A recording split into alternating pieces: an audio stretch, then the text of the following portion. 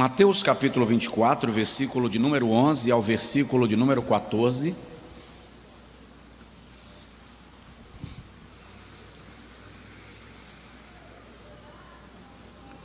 Diz assim, quantos encontraram podem dizer amém? E surgirão muitos falsos profetas e enganarão a muitos. E por se multiplicar a iniquidade, o amor de muitos esfriará. Mas aquele que perseverar até ao fim será salvo. E este evangelho do reino será pregado em todo o mundo, em testemunho a todas as nações, e então virá o fim. Quantos dizem amém? Amém. Venha comigo agora, por favor, para o Apocalipse, capítulo de número 3, versículo de número 11. Apocalipse, capítulo 3, versículo 11.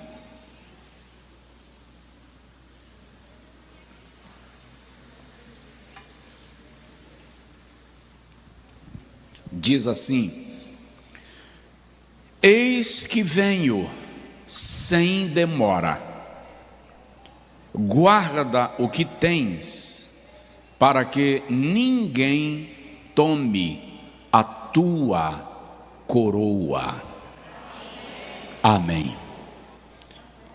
Diga comigo assim: Senhor Jesus, fala comigo. Amém. Irmãos, me veio ao coração hoje à tarde falar um pouco sobre a volta de Jesus Cristo, sobre o arrebatamento da igreja. Eu quis e desejei falar alguns aspectos do arrebatamento, mas o meu coração foi dirigido, e creio pelo Espírito Santo, para falar um pouco sobre os sinais espirituais do arrebatamento. Quais são os sinais relacionados à igreja que indicam que Jesus está prestes a voltar? Normalmente nós falamos sobre os sinais espirituais que se manifestam no mundo, como o aumento da imoralidade, da descrença, da rebeldia, os sinais científicos e outros, e outros, e outros.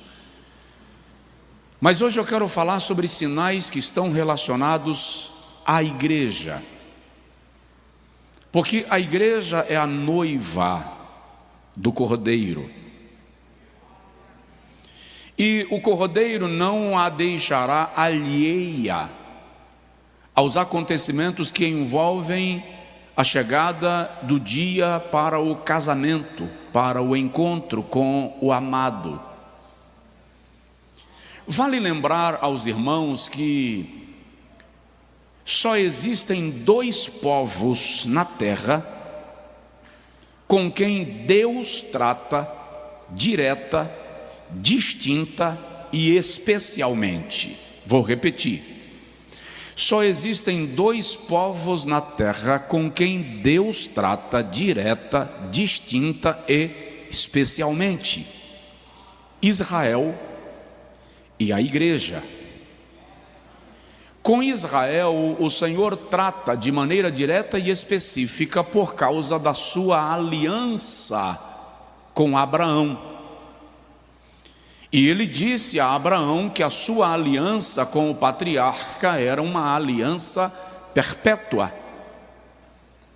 O apóstolo Paulo, escrevendo sobre esta aliança de Deus com Abraão, em Romanos capítulo 9, versículo 4, disse que por causa desta aliança, a Israel pertencem a glória, o culto, a lei e a promulgação da lei, porque a aliança do Senhor com Abraão coloca Israel como o relógio de Deus para as nações do mundo. O que está acontecendo com a China, com os Estados Unidos, com a Rússia, que nós, estudiosos ou estudantes da Bíblia, tanto discutimos, não é o foco, não é o aspecto principal. A ordem de Jesus foi: olhai para a figueira. Jesus não disse: olha para a águia, América do Norte. Jesus não disse: olha para o urso, Rússia. Jesus não disse: olha para o dragão, China. Ele disse: olha para a figueira, Israel. E os sinais da vinda do Cordeiro para Israel são a política externa. Como as nações se movem em torno de Israel, são sinais espirituais para Israel da vinda de Jesus. Mas para a igreja, os sinais apontam para aquilo que acontece dentro dela, no seio da igreja, a maneira como ela se porta no mundo e como ela cumpre e desenvolve o seu papel e a sua missão, mesmo porque a igreja é chamada na Bíblia de a nação santa. Diz amém. A nação santa, o povo eleito, povo adquirido para anunciar as maravilhas daquele que nos tirou das trevas para a sua maravilhosa luz. A igreja é o povo exclusivo de Deus. A Bíblia nos chama de povo exclusivo de Deus, especial e zeloso de boas obras. A Bíblia também diz que a igreja, além de ser sal da terra e luz do mundo, é a coluna e a firmeza da verdade. Então, Deus trata com a igreja de maneira direta e específica. E no que tange ao arrebatamento da igreja, à volta de Jesus para nos levar à sua glória, é muito importante lembrar que a Bíblia fala da segunda vinda de Jesus 8 vezes mais do que fala da primeira. São aproximadamente 2.800 referências bíblicas dizendo que Jesus vai voltar para arrebatar a sua igreja. Viver a fé cristã e negar a esperança da vinda de Jesus é não compreender a grandeza, a profundidade e a amplitude da fé que se professa. Crer na salvação e não crer no arrebatamento da igreja é exercer uma fé pálida, falida, superficial. Outro dia alguém que é um defensor da ideia de que Jesus não vai voltar, veio argumentar comigo sobre isso, e quando ele esbanjava todos os seus argumentos em um amplo conhecimento para me convencer de que o arrebatamento não existe, quando ele terminou de falar, eu perguntei para ele: você toma Santa Ceia? Ele disse: como assim? Eu disse: na sua igreja tem culto de celebração da ceia mensal, você participa? Ele disse: é claro, sou batizado nas águas, participo da ceia. E eu falei com ele: para quê? E ele disse: como assim, para quê? Se você não crê no arrebatamento, e a Santa Ceia é uma figura que antecipa o arrebatamento, é só para quem crê que Jesus vai voltar, e um dia estaremos nas bodas do Cordeiro, participando com Ele da mesa do banquete.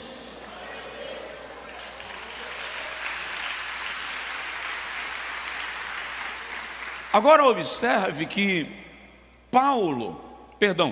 Jesus, em Apocalipse capítulo 3, texto que nós lemos, escreve para Filadélfia e diz: venho sem demora. Jesus está falando ali da brevidade, está falando, numa linguagem nossa, de uma contagem regressiva. O relógio de Deus marca a hora da vinda de Jesus. Quando Paulo escreve aos Filipenses, no capítulo 4, versículo 5, ele disse: seja a vossa equidade conhecida de todos os homens, perto está o Senhor. Diga comigo: perto está o Senhor.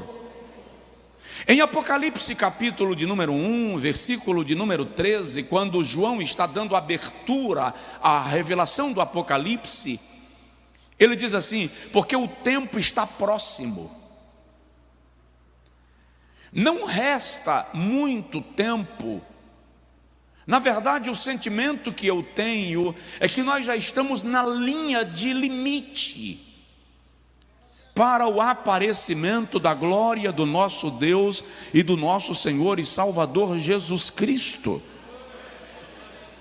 Numa outra oportunidade eu vou falar sobre sinais gerais da vinda de Jesus, mas hoje eu quero me concentrar nos sinais espirituais. O que está relacionado com a igreja? Presta bem atenção. O que está acontecendo com a igreja que indica que nós estamos prestes à vinda do nosso Senhor? Quais são os sinais no ambiente da noiva que indica que Jesus está próximo de voltar? Primeiro sinal espiritual de que Jesus está prestes a voltar é o descrédito na sua vinda. Vou repetir: o primeiro sinal espiritual de que Jesus está prestes a voltar é o descrédito na sua vinda. O que eu quero dizer com isso? Cresce cada vez mais o número de pessoas que não creem no arrebatamento da igreja. E para piorar, cresce cada vez mais o número de pessoas que vive como se Jesus não fosse voltar. Alguns não têm coragem de dizer que não acredito que Jesus vai voltar. Não tem coragem de dizer isso, mas vivem como se esta doutrina não fosse uma verdade. Vive de uma maneira tão relaxada que não considera a hipótese de que Jesus pode voltar ainda hoje. Vivemos uma geração que não prega o arrebatamento, vivemos uma geração que não conhece a doutrina da volta de Jesus, e vivemos, portanto, uma geração que não espera Jesus voltar.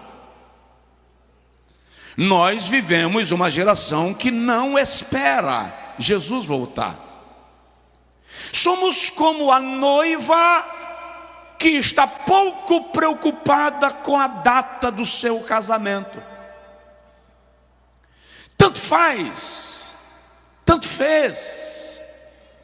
O apóstolo Pedro, escrevendo a sua segunda epístola, no capítulo 3, versículo de número 3, diz assim: sabendo primeiro isto, que nos últimos dias virão escarnecedores, andando segundo as suas próprias concupiscências e dizendo: onde está a promessa da sua vinda?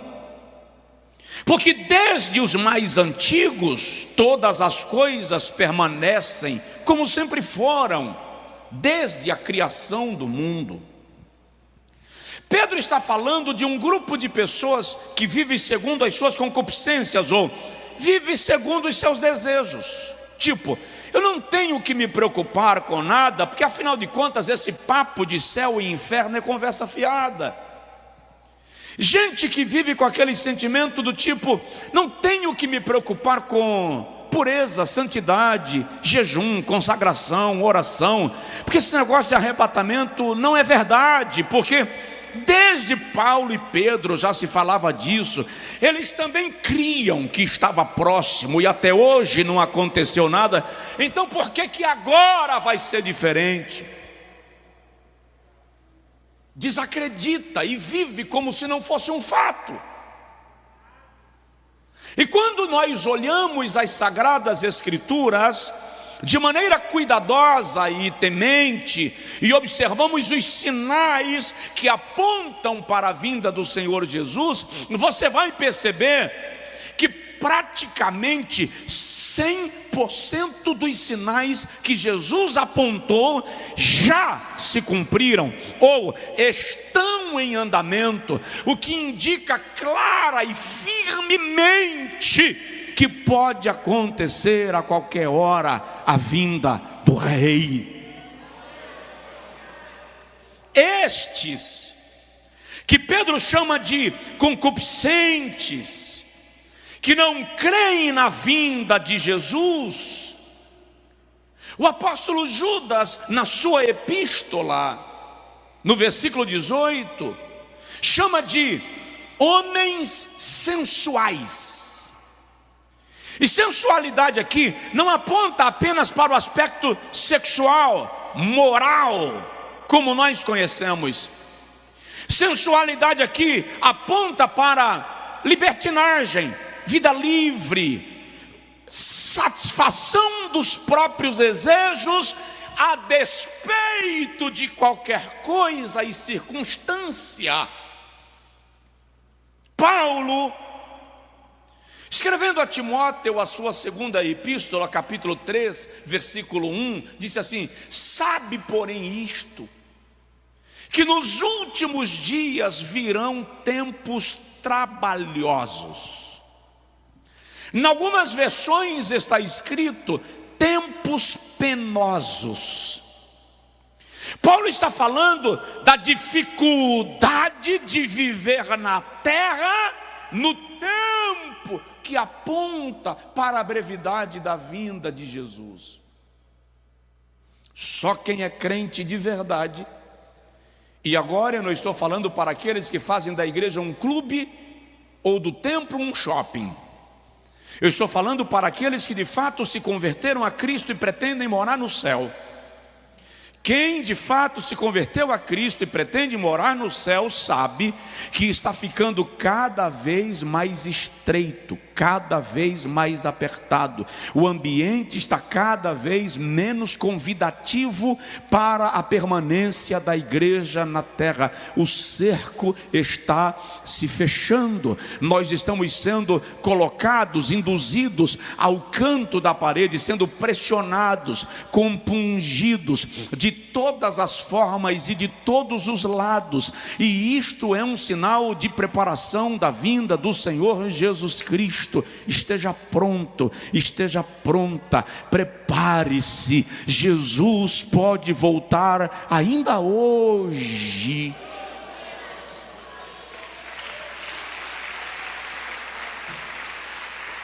Agora, não é meio ridículo um pregador que pensa, uma pessoa que lê, estuda, pesquisa, compreende um pouco da Bíblia, falar de arrebatamento não tem lógica? Não. Tá. Você crê no Salmo 23? Quem crê no Salmo 23, levanta a mão. Tá. Então você crê no Salmo 24? Porque se você não sabia, o Salmo 22, o Salmo 23 e o Salmo 24 é uma tríade musical que é cantada em conjunto.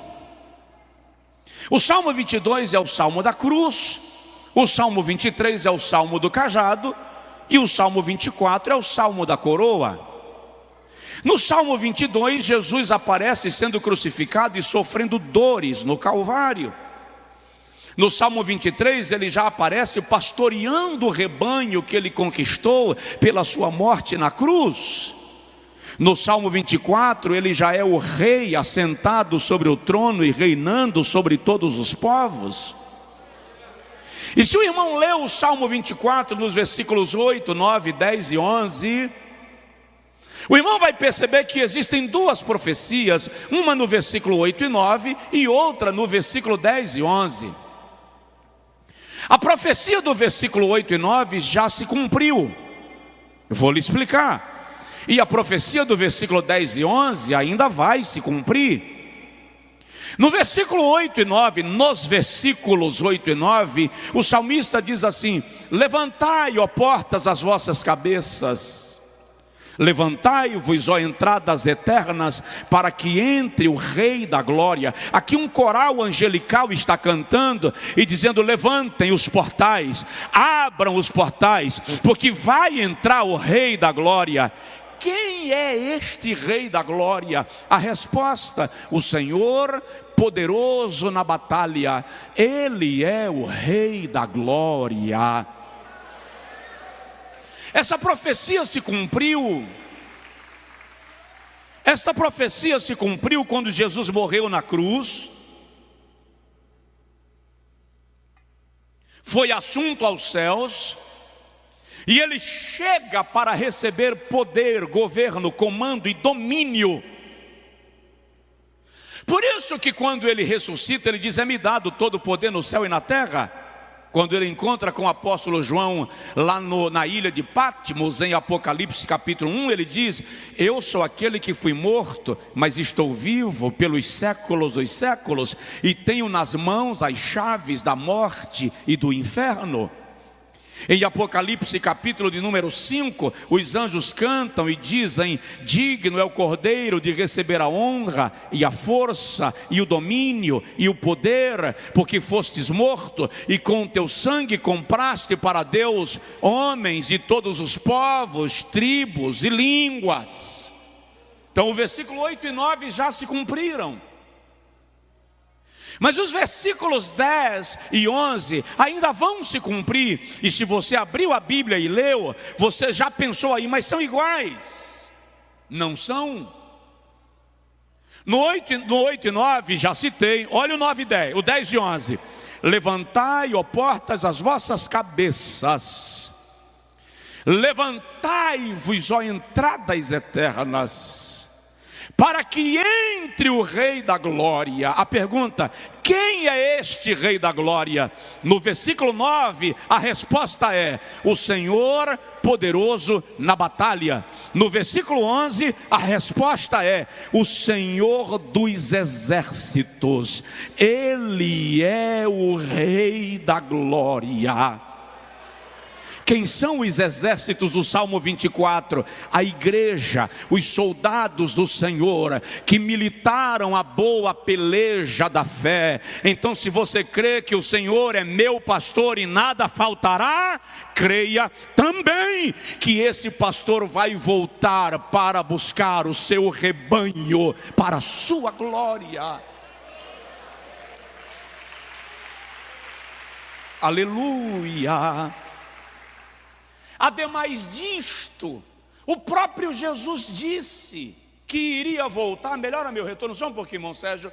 João capítulo de número 14, o Senhor Jesus diz assim: não se turbe o vosso coração, crede em Deus, crede também em mim. Na casa de meu pai há muitas moradas. Se não fosse assim, eu vou-lhe teria dito: vou preparar-vos lugar. E quando eu for e vos preparar lugar, virei outra vez, e vos levarei para mim mesmo, para que onde eu estiver, estejais vós também. No versículo 18, Jesus diz assim: não vos deixarei órfãos, voltarei para vós. Então, esse descrédito da nossa geração acerca da vinda do Senhor Jesus não deve afetar a sua alma. Creia que Ele vai voltar. Apocalipse capítulo 22, versículo 20, ele diz assim: aquele que diz estas coisas também diz: certamente cedo venho. Sua esposa está do seu lado? Seu filho? Tem alguém aí do seu lado? Não tem? Aponta o dedão e diz assim: Jesus vai voltar. Jesus vai voltar. Então, o primeiro sinal espiritual da vinda do Senhor Jesus é o descrédito na sua vinda. Tem um texto que eu acho lindo lá em Abacuque, capítulo 3, versículo 3 e 4, que o Senhor diz a Abacuque assim: a visão é ainda para o futuro. Então, escreve-a em tábuas, com letras garrafais, com letras bem visíveis, para que possa ler aquele que passar correndo, porque certamente ele vem. Se tardar, espera-o, porque virá e não tardará. Tem um cântico da harpa cristã que diz assim: breve virá, breve virá, breve Jesus voltará. Segundo lugar,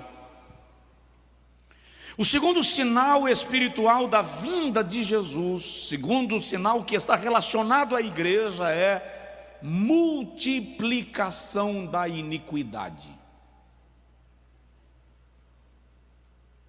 A iniquidade se multiplicou de tal modo no mundo, que a impressão que dá é que ela está desbocando na igreja.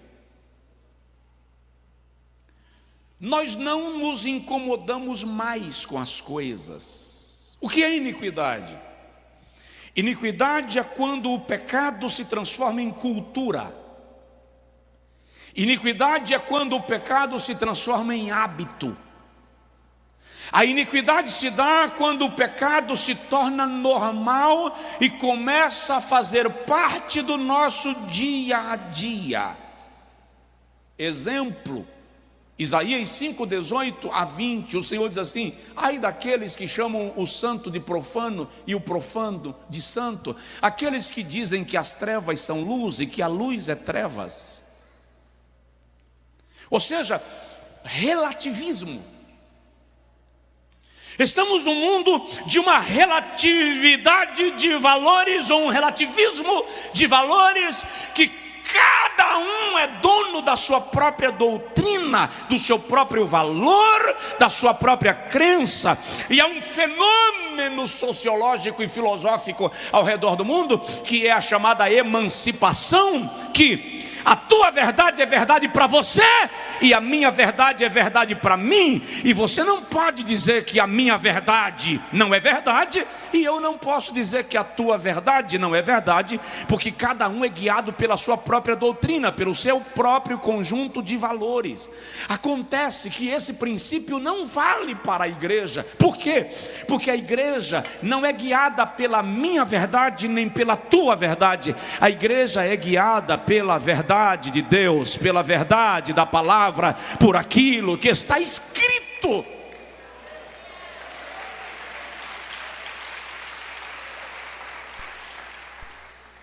Mas a iniquidade se multiplicou.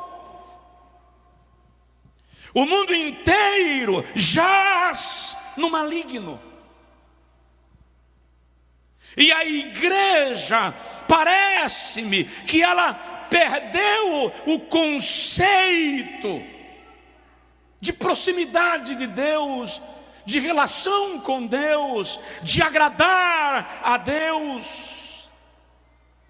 Nos portamos muitas vezes como se não conhecêssemos a Deus e a sua palavra. Vivemos a vida de qualquer jeito, abrindo mão de valores espirituais. Entretanto, preste atenção nisto. Estamos no tempo da parábola de Lucas 15. A maioria de nós só lê Lucas 15 para estudar a parábola do filho pródigo. Mas Lucas 15 tem 3 parábolas, e elas são chamadas de as parábolas dos perdidos e achados. A perda da dracma, a perda da ovelha e o filho que se perdeu.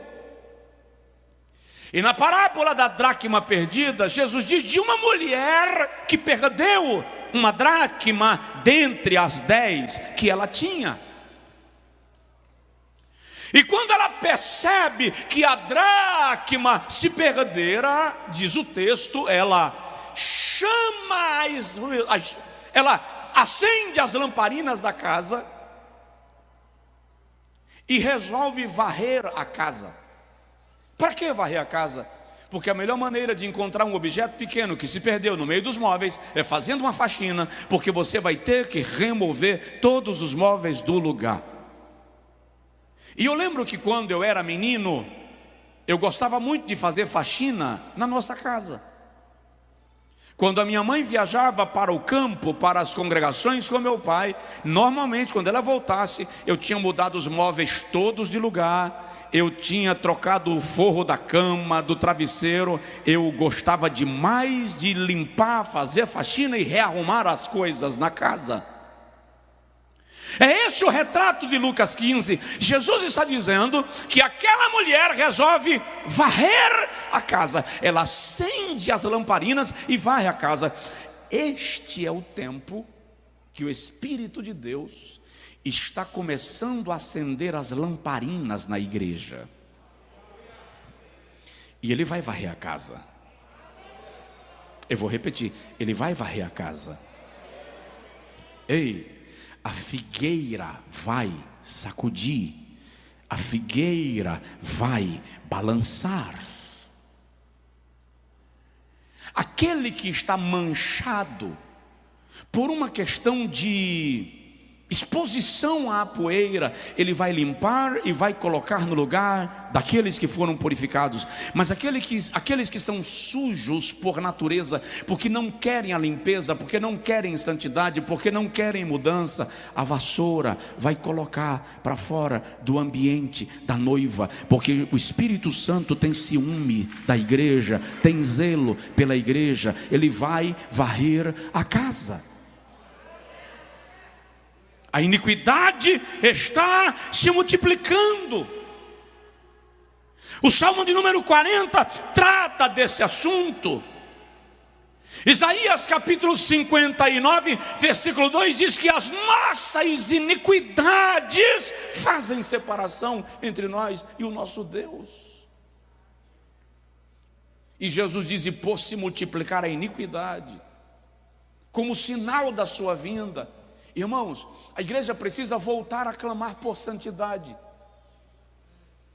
Os pastores precisam voltar a ministrar sobre esses princípios de vida cristã. Perdemos tanto tempo coando mosquito, que deixamos os camelos invadirem a casa. Ficamos tanto tempo preocupados com o cisco no olho do irmão, que não percebendo aqueles cujos olhos estavam sendo vazados e estavam perdendo a visão. Mas Jesus vai voltar, e a multiplicação da iniquidade é sinal de que Jesus vai voltar, e eu e você precisamos estar preparados para este dia. Tem alguém aí para dizer amém? Terceiro sinal espiritual da vinda de Jesus, eu termino daqui a pouquinho: esfriamento do amor.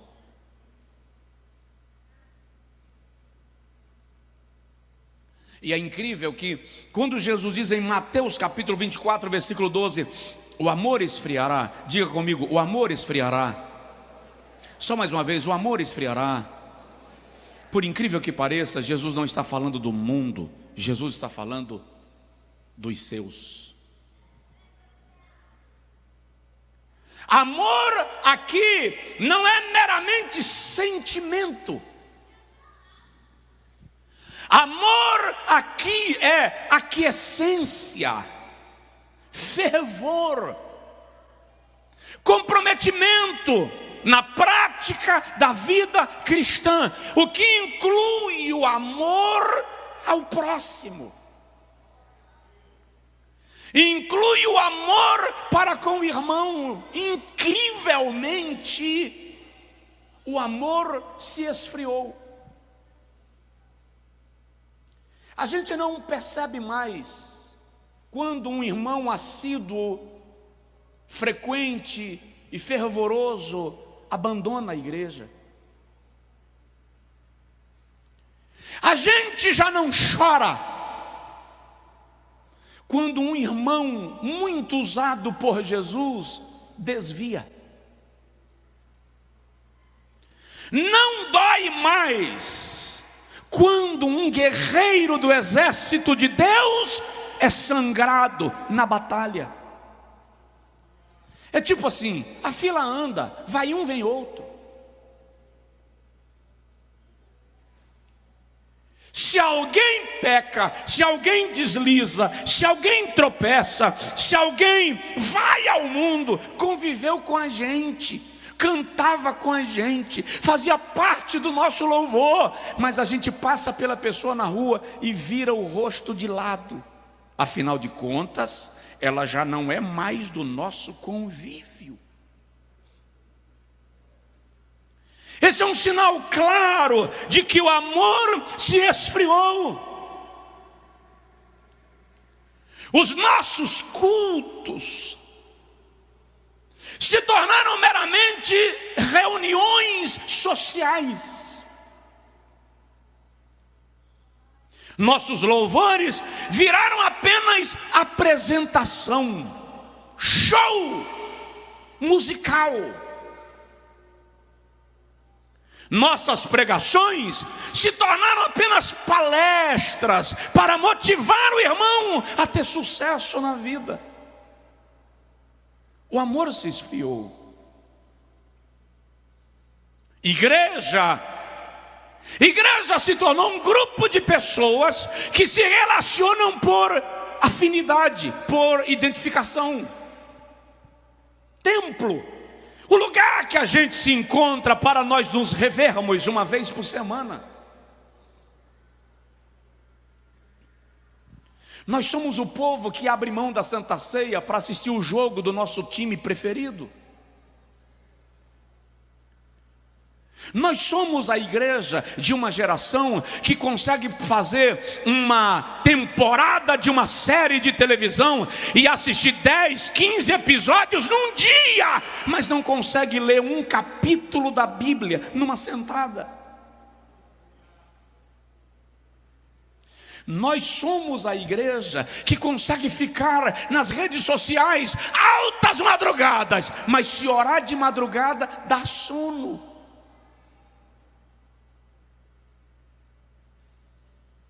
Nós somos uma igreja em crise.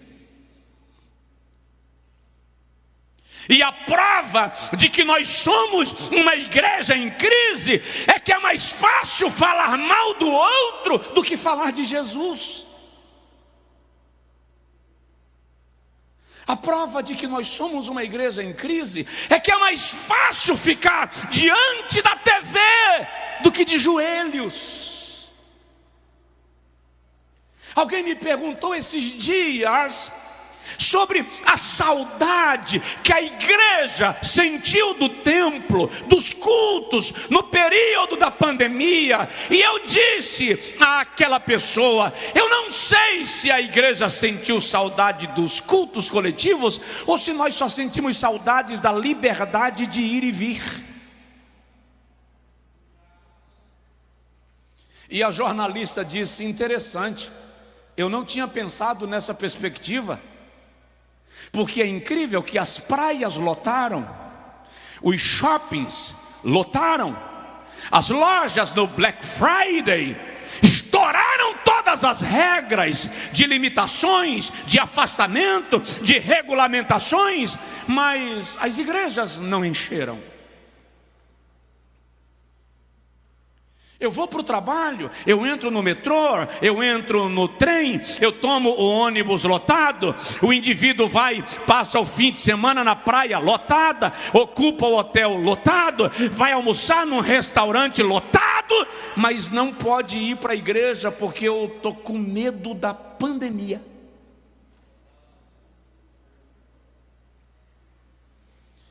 Isto só revela que o amor esfriou. Que a nossa prioridade não é a nossa vida espiritual.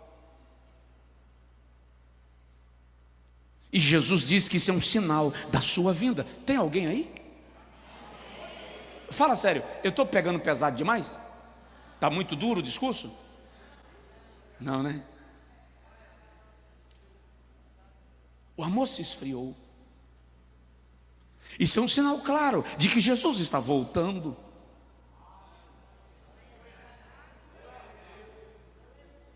Nós discutimos tudo, nós discutimos política, nós discutimos Bolsonaro, nós discutimos o PT, nós discutimos a pandemia, nós discutimos o desvio de dinheiro, nós discutimos o número de mortos, nós discutimos a independência de governadores garantida e assistida pelo Supremo Tribunal, nós discutimos tudo.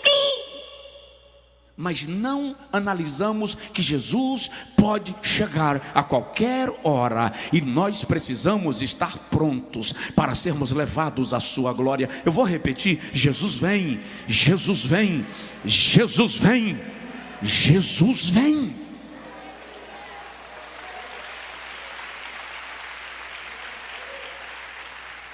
Eu entro nos aviões,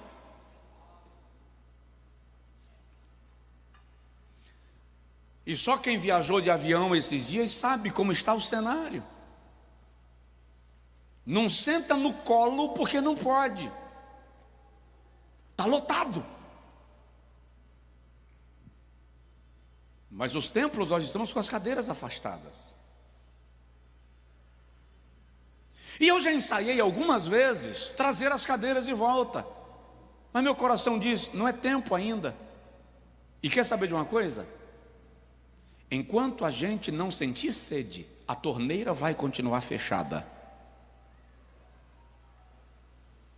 Você me entendeu?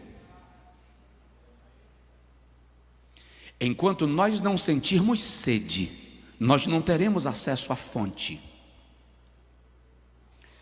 Enquanto Deus não for o nosso alvo, nosso foco, nosso centro, nossa motivação, nosso amor, nossa paixão, nossa vida, nós vamos ficar vivendo essas migalhas que nós estamos vivenciando, porque nós desaprendemos a estar na presença de Deus. E eu não estou falando de pandemia, eu estou falando apenas de uma igreja que estava no templo, mas não estava sendo templo.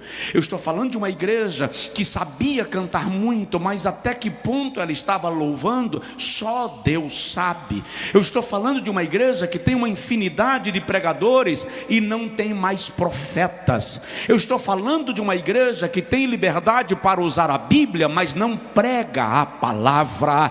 Eu estou falando de uma igreja que conhece a doutrina do Espírito Santo, mas não conhece o Espírito Santo. Eu estou falando de uma igreja que fala em línguas, mas não é renovada.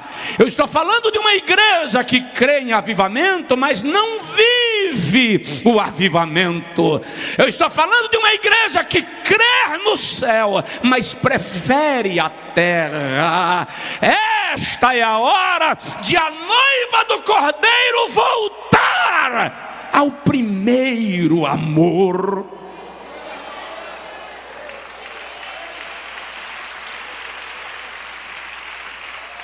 Aleluia. Choras tanto liamandura da gasobia anda da gai. descrédito na vinda do Senhor, multiplicação da iniquidade. Já estou terminando, daqui para as 10. Esfriamento do amor, quarto sinal da vinda de Jesus, apostasia. O que é apostatar? Apostatar é abandonar, divorciar-se da fé. Apostatar é negar as verdades que você sabe que são verdades e você as torna uma mentira. Olha bem para mim, aquele que não conhece a Deus não apostata da fé, porque a apostasia só é possível na vida daquele que conhece as verdades doutrinárias. Segura mais. O irmão que caiu, desviou, se afastou da igreja, não apostatou da fé necessariamente. Ele enfraqueceu, ele esfriou, ele recuou. Tem gente que apostatou da fé e não abandonou a igreja. Tem gente que apostatou a fé e está no púlpito. Aí que está o perigo. Eu atendi essa semana uma irmã por telefone com o mesmo problema de uma outra irmã que eu atendi uma vez aqui depois de um culto. Ela estava convencida que blasfemou contra o Espírito Santo. Pastor, eu blasfemei contra... aos prantos. Eu não estou falando de alguém calmo, não. Estou falando de alguém desesperado. Eu blasfemei contra o Espírito Santo, pastor. Eu estou arrependida, eu estou desesperada, eu quero sentir a unção, eu não posso perder a unção, eu quero fazer a obra, pastor, eu quero ganhar almas. Eu perguntei para a irmã essa semana: irmã, a senhora se arrepende? Me arrependo. A senhora quer ganhar almas? Quero, pastor. A senhora não blasfemou contra o Espírito Santo. Como é que o senhor sabe? Irmã, quem produz em nós o arrependimento não é o homem. Quem produz arrependimento é o Espírito Santo. Se a senhora tivesse blasfemado contra ele, ele não estaria operando arrependimento no seu coração. Porque quando alguém blasfema contra o Espírito Santo, gera um endurecimento do coração para rejeitar as coisas de Deus, porque o tal já foi rejeitado. A senhora quer ganhar almas? Quero, pastor, meu sonho. A senhora não blasfemou contra o Espírito Santo? Porque o desejo de ganhar almas não é meu, o desejo de ganhar almas não é seu, o desejo de ganhar almas é do Espírito Santo, e ele gera esse desejo em você. Então nós temos que entender o que é apostasia. Apostatar-se é negar as verdades da salvação. Paulo diz aos Efésios, lá em Atos, capítulo de número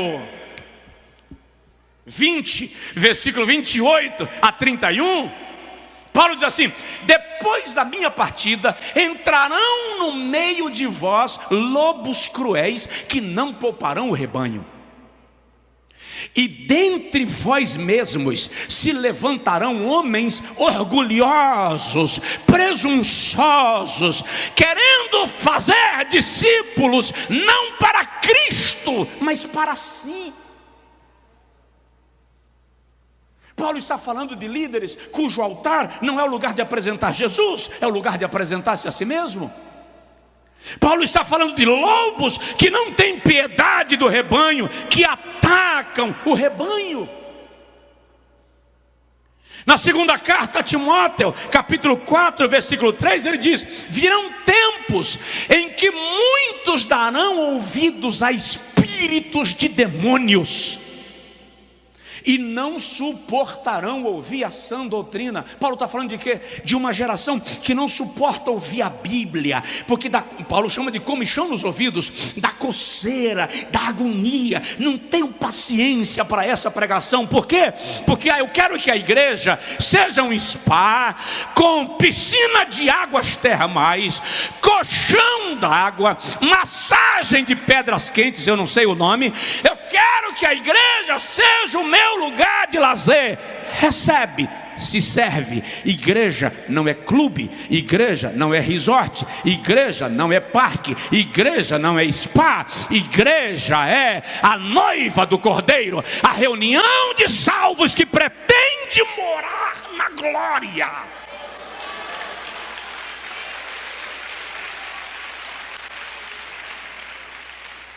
Apostasia é um sinal da vinda de Jesus. Primeira carta a Timóteo, capítulo de número 4, deixa eu ver o que Paulo diz. Ele diz no versículo de número 2: pela hipocrisia de homens que falam mentiras, tendo cauterizado a sua própria consciência, proibindo o casamento. Vamos voltar para o versículo 1. O Espírito expressamente diz que nos últimos dias alguns apostatarão da fé, dando ouvidos a espíritos enganadores e a doutrina de demônios, por causa da hipocrisia de homens que falam mentiras, tendo cauterizado a sua própria consciência, proibindo o casamento e ordenando a abstinência dos alimentos que Deus criou para os fiéis e para os que conhecem a verdade, a fim de usarem deles com ações de graças. Paulo está dizendo de líderes que manipulam aqueles que lhe ouvem, para que eles se tornem seguidores das suas próprias doutrinas e não da doutrina de Jesus Cristo. Deixa eu te explicar uma coisa. Existe uma razão clara para você sair dessa igreja e não querer congregar aqui. Vou lhe dar uma razão para você ir-se embora e não voltar mais. No dia que esta igreja abraçar heresias, no dia que esta igreja abraçar doutrinas exclusivas de homens e abrir mão da doutrina de Cristo, ela deixou de cumprir o seu papel de igreja. Mas enquanto esta igreja pregar a palavra de Deus, a verdade de Deus, o evangelho de Deus, a doutrina de Deus, aprenda, se alimente, se abasteça, se fortaleça, cresça, progrida, expanda, seja discípulo de Jesus.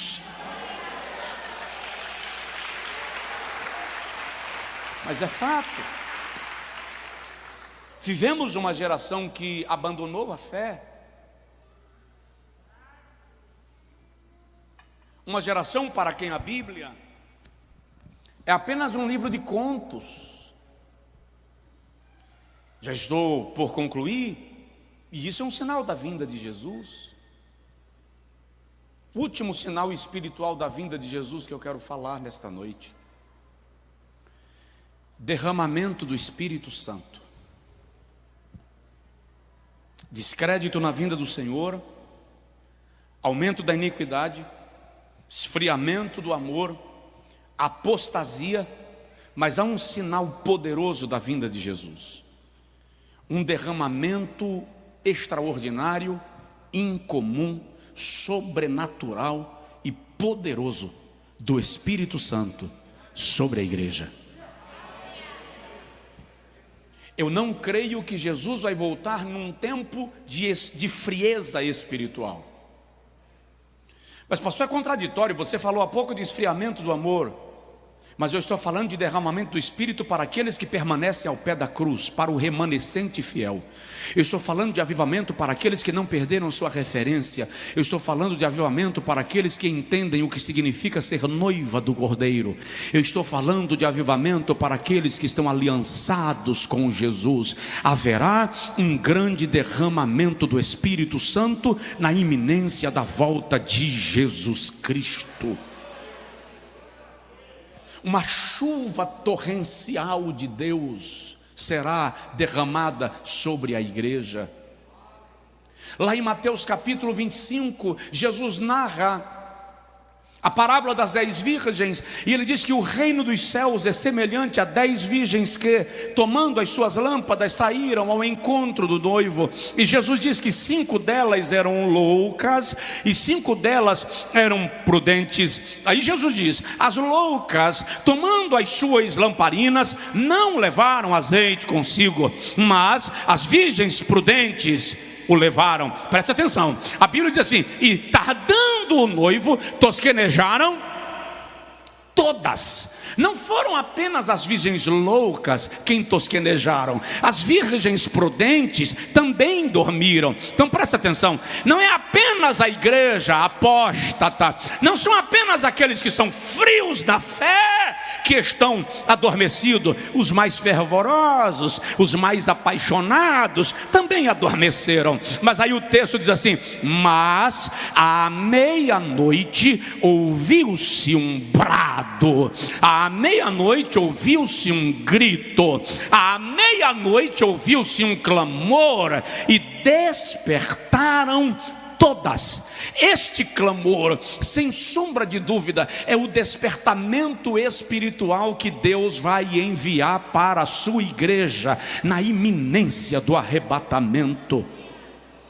Vai haver uma arrancada da igreja em manifestação de poder, de dons espirituais, da glória de Deus, de evangelismo. Nesta última hora, o Espírito Santo vai avivar a igreja, a noiva. Não, eu não estou falando daqueles filhos de outras nações que saíram com Israel para entrar em Canaã. Você sabia que quando Israel saiu do Egito, saiu um bocado de gente que não era descendência de Abraão, eram de outras nações, e que trilharam o deserto para ir a Canaã com eles?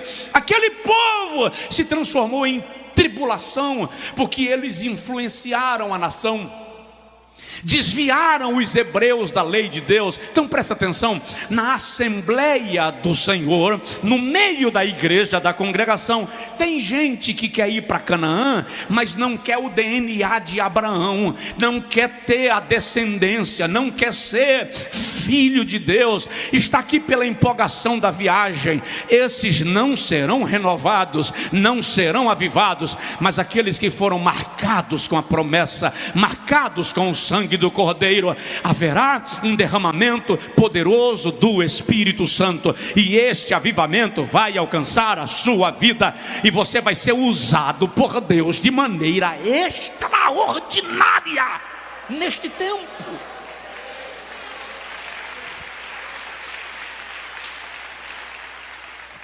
Presta atenção no que eu vou te dizer. Este é o tempo que não haverá mais uma igreja super poderosa e outras igrejas pequenas ao redor dela e em função dela. Esse é o tempo que Deus vai derramar a sua graça sobre a igreja, na aldeia, no morro, na cidade, na metrópole, na comunidade, na zona rural. O pastor da grande igreja vai receber graça, o pastor da pequenina igreja na ponta da rua vai receber graça. Esse é o tempo que Deus não vai levantar um pregador para ser o pregador do mundo.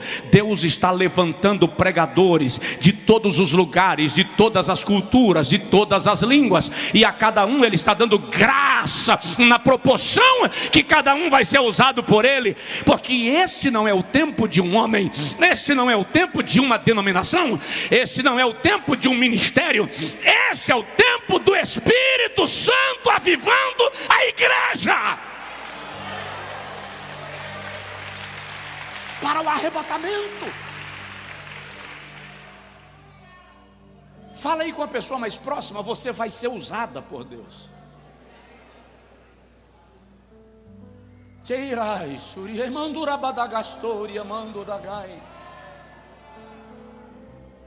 Nós vamos vivenciar um grande despertamento espiritual. Aquela oração de Abacuque voltará a ecoar. Aviva, ó Senhor, a tua obra no meio dos anos. A mensagem profética de Isaías 44, versículos 3 e 4, será real. Derramarei água sobre o sedento, rios sobre a terra seca. derramarei do meu espírito sobre a tua descendência e a minha bênção sobre a tua posteridade. Joel diz assim: e há de ser que nos últimos dias, diz o Senhor, derramarei do meu espírito sobre toda a carne. O verbo derramar ali, em Joel 2,28, o verbo derramar no hebraico é literalmente encharcar, entornar, cercar. O que Deus está dizendo é: eu vou fazer de você uma ilha, para todos os lados que você olhar, a plenitude do meu espírito terá te cercado. Eu vou inundar, eu vou banhar, eu vou encharcar, eu vou umedecer você com o meu espírito. Aí diz assim: vossos filhos e vossas filhas profetizarão. É interessante que no hebraico não existe filhos e filhas ali no texto. Joel usa apenas uma palavrinha hebraica que fala de crianças, desde recém-nascidas até o final da adolescência. Uma tradução literal, justa e real seria: vossas crianças e vossos adolescentes profetizarão. Os vossos velhos terão sonhos e os vossos jovens terão visões. Presta atenção. Eu estou falando de um avivamento que não vai alcançar apenas os grandes pregadores. Eu estou falando de um avivamento que os teus filhos e as tuas filhas, os nossos filhos e as nossas filhas, oh aleluia, os nossos adolescentes e as nossas crianças profetizarão. Os nossos velhos não serão senhorzinhos e senhorinhas de terceira idade pedindo para morrer porque não aguentam mais a vida. Não, não, não. Os nossos velhos sonharão sonhos.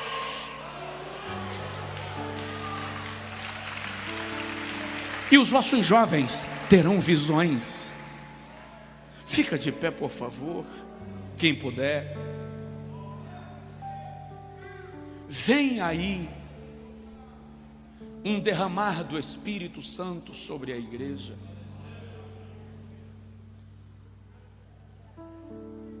Vem aí um enchimento poderoso.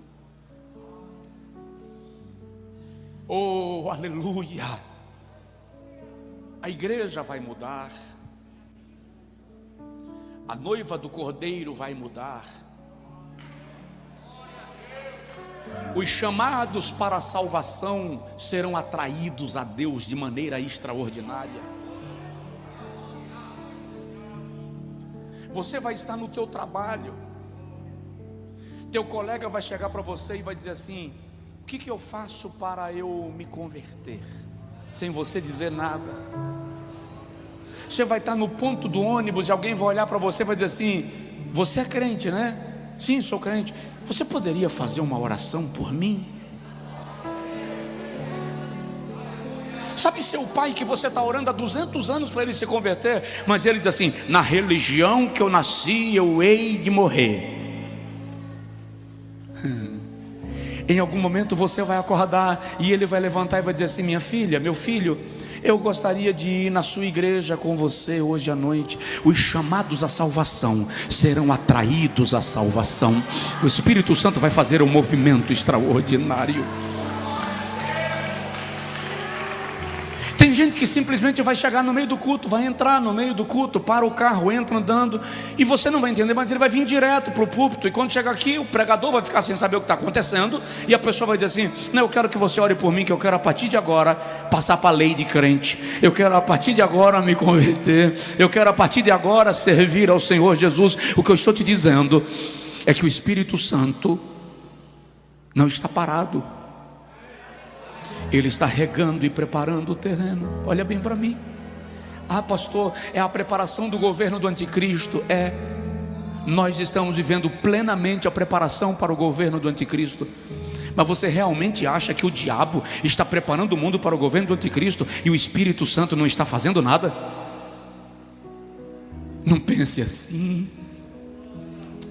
O Espírito Santo está regando o terreno. Lembra de Gênesis capítulo 2, quando a Bíblia diz que quando Deus criou a terra, o vapor subia da terra, antes de a terra produzir árvore frutífera, diz que um vapor saía da terra. Vapor, sopro, ruach, pneuma, vida, espírito, são as mesmas palavras. Há um vapor subindo, o Espírito Santo está soprando, está gerando vida, está preparando o cenário. No princípio criou Deus os céus e a terra era sem forma e vazia, e o Espírito de Deus pairava sobre a face das águas. Presta atenção, está um caos, o mundo está um caos, o mundo está uma tragédia, uma nuvem cinzenta cobre o mundo, mas o Espírito de Deus paira sobre a face das águas.